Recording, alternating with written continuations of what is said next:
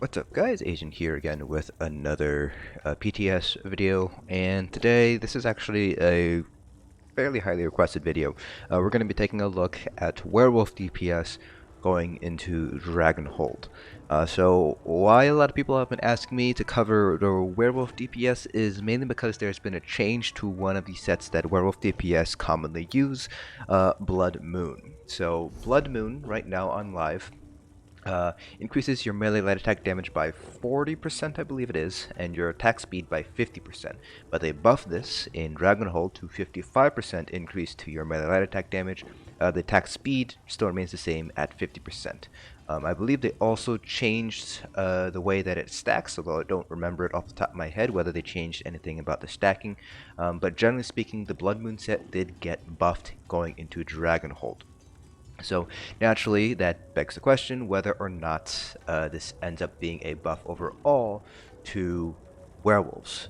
So one thing you gotta remember about the changes in Dragonhold is that the Blood Moon chain is not in a vacuum. There are other things that they've changed about werewolf DPS that should also be noted.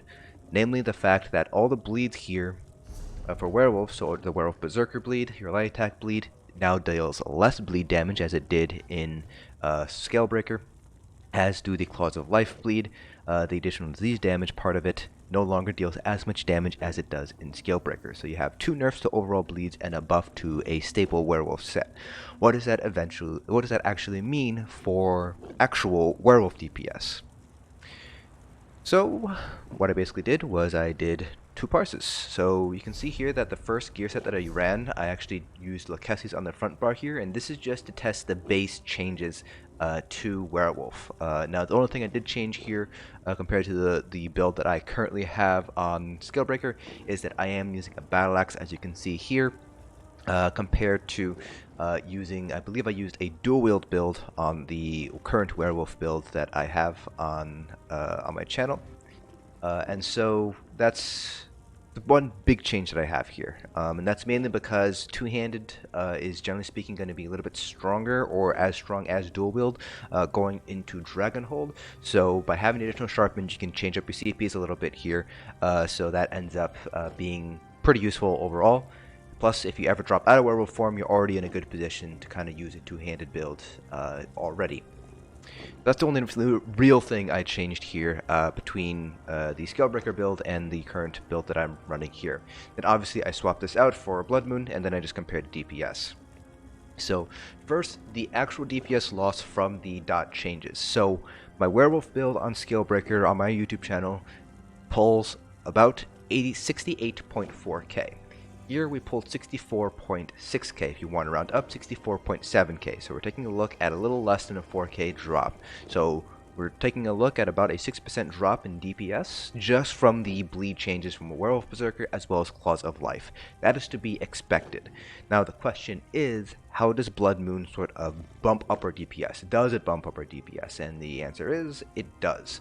So this is with the Blood Moon set here, and we pulled 69.8k if you decide to round up here, which is a little bit better than what we currently have on Scalebreaker, which again is a 68.4k. So taking a look at about a 1.3% increase in DPS, or roughly speaking, it's hard to say, but it's probably around a 2%, 1%, 1.5% increase in DPS compared to what we have on Scalebreaker right now.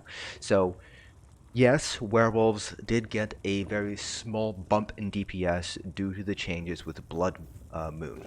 That being said, the changes to the Werewolf Berserker bleed, as well as the damage over time from the Claws of Life, does end up sort of reducing that buff a little bit here. So overall, it's about a wash. You can probably say it's within margin of error here when you compare it to the Scalebreaker build.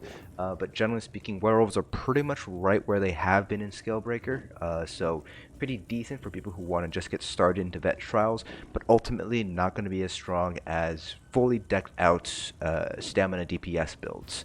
So personally, if you just want to get started into DPSing vet trials, then Werewolves are definitely not a bad place to start.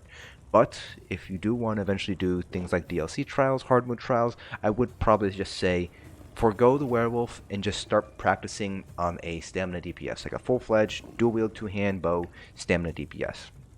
just because eventually if you do want to get to that level where you are running vet trials, hard mode trials, DLC trials, you're going to want to run a actual kind of two-handed or dual wield build rather than a werewolf build, just because werewolf still has the same limitations that it has in Skillbreaker. Not a lot of AoE. The heal, while it is very strong for self-heal, it's not as same as the vigor, and just a bunch of other things that werewolves kind of don't really bring to the table that a fully fledged dual wield or two-handed stamina DPS would bring to the table. But that's going to be it for this video. Hope you guys found this informative, and I will see you guys in the next dungeon.